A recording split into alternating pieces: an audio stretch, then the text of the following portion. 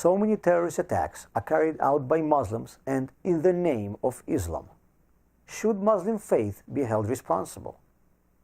Today, many Muslim clerics have declared Jews as their arch-enemy, but we cannot ignore the fact that for over 1,000 years, Jews lived in Muslim countries much safer than elsewhere in the world. For centuries, while other religions were exercising extreme violence towards infidels, Islam was a source of relative tolerance. Many point to violent passages in the Quran as a proof of Islam's thirst for bloodshed. This would be a good argument against Islam, if not for the fact that similar quotations can be found in scriptures of almost any religion. But other religions don't interpret these passages in a barbaric way, and modern-day Islam does. You will say, yes, and this is precisely my point. Every sentence of any book can have many different interpretations. The legal scholars of 21st century are debating the meaning of America's founding documents, and they were written only a couple of centuries ago. Can you imagine how much ambiguity can be in a thousands-year-old scripture? When it comes to any religion or ideology, what matters is not what the book says, but how the practitioners of this ideology interpret the book. Let's take a look at Judaism. Torah says, an eye for an eye. It could be understood that the assailant should have an eye knocked out. Yet Jewish tradition, since the times of Moses, has always interpreted it to mean that he has to pay for the missing eye with money.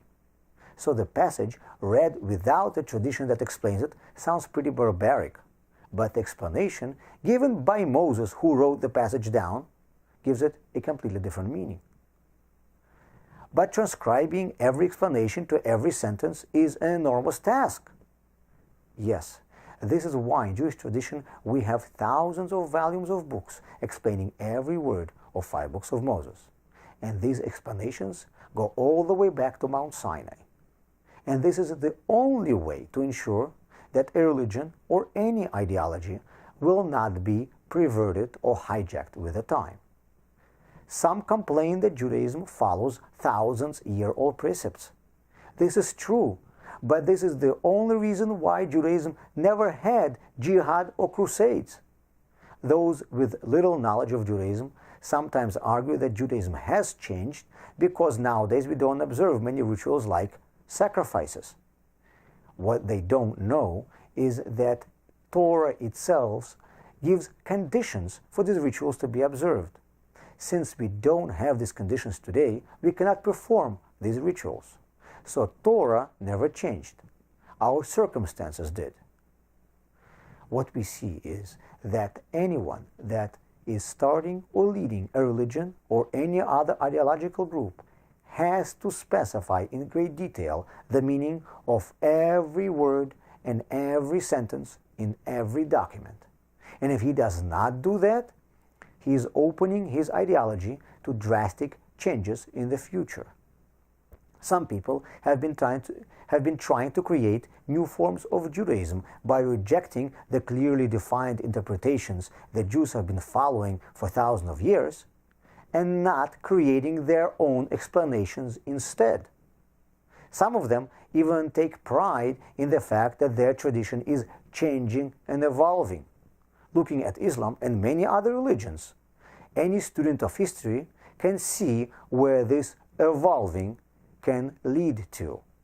Because most of religions in the history of the world have gone through violent stages.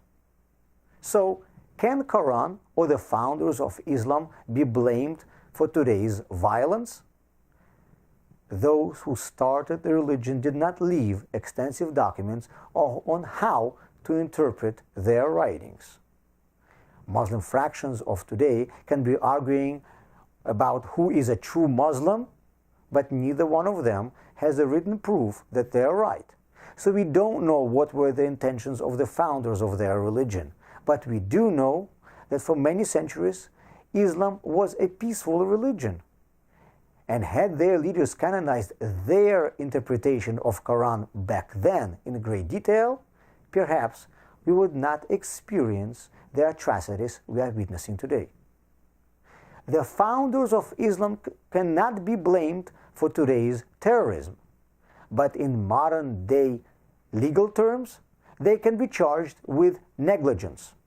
They created an ideology that bases itself on a book but never canonized the exact interpretation of every passage, therefore opened it to misinterpretation. But to be fair, anyone who creates an ideology that is open to evolving can be charged with the same negligence.